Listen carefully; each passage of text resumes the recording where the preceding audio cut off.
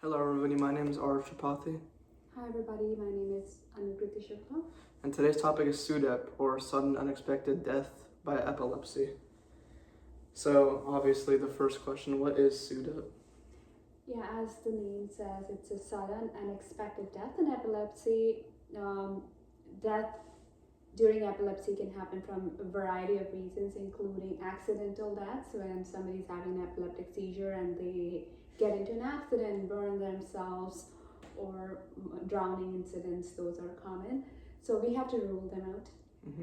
We also have to rule out status epilepticus, as in when the epilepsy goes on for longer than 5 minutes and vital bodily functions are impaired. That itself could lead to death. A prolonged epileptic episode can lead to death. So that needs to be ruled out.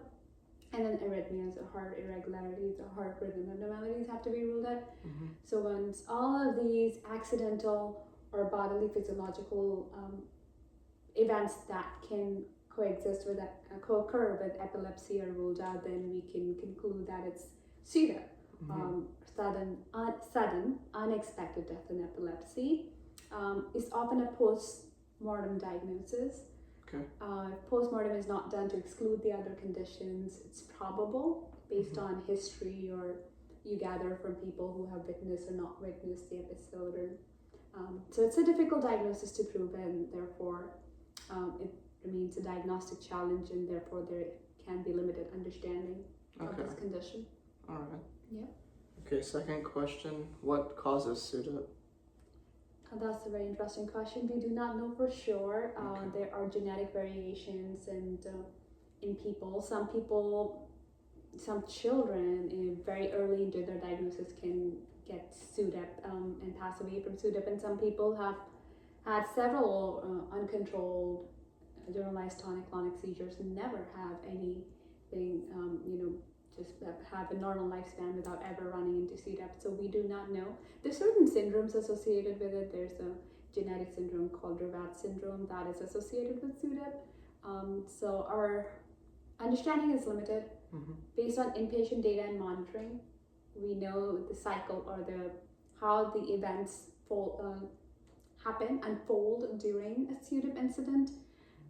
It's often a seizure during sleep, which leads to a respiratory event or lack of exchange of air called apnea, leading to slowing down of the heart rate caused bradycardia, eventually cardiac arrest or asystole when the heart does not do anything.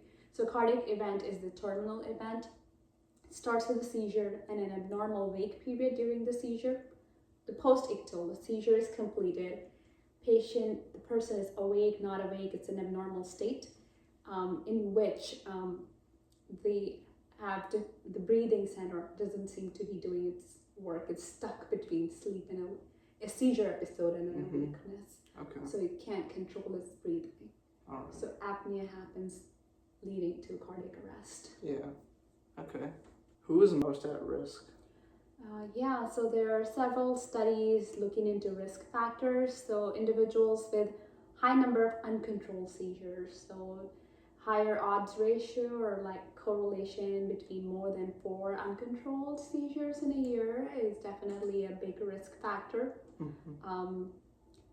Number of medication is not predictably a risk factor. It's really that people who have uncontrolled seizures are usually on a number of medications.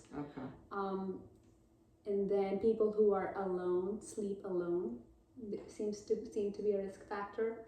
Younger age, 25% of Sudep happen in those under the age of 25, and then there is higher incidence in those in 30s and 40s. So that age group seems to have it. There's definitely other comorbid conditions like sleep apnea that can impact this, or cardiac arrhythmias, but the strongest 2 correlations are uncontrolled bilateral tonic-clonic seizures and sleeping alone. It can happen with focal seizures. That does not involve the whole body. But the strongest predictor or correlation is with the GTCS. So how can people lower their risk for Sudep? Now we know the 2 risk factors. So if we are compliant with medications, or try to be compliant with the course that is prescribed, And if you're compliant and you still are getting recurrence of seizure, try consult with your neurologist to advance your treatment to decrease the number of bilateral tonic-clonic seizures. Okay. So decreasing seizure burden would be the first, and then avoiding sleeping alone. Mm-hmm. It's been consistently shown in studies to decrease the risk. So Okay. there are monitors, various kinds of monitors. They have not been shown to have a clinically significant change, but I think it goes to the monitor to having somebody with the person living with epilepsy in the same shared room. Okay. Is protective. All right. So, are there any warning signs for Sudep?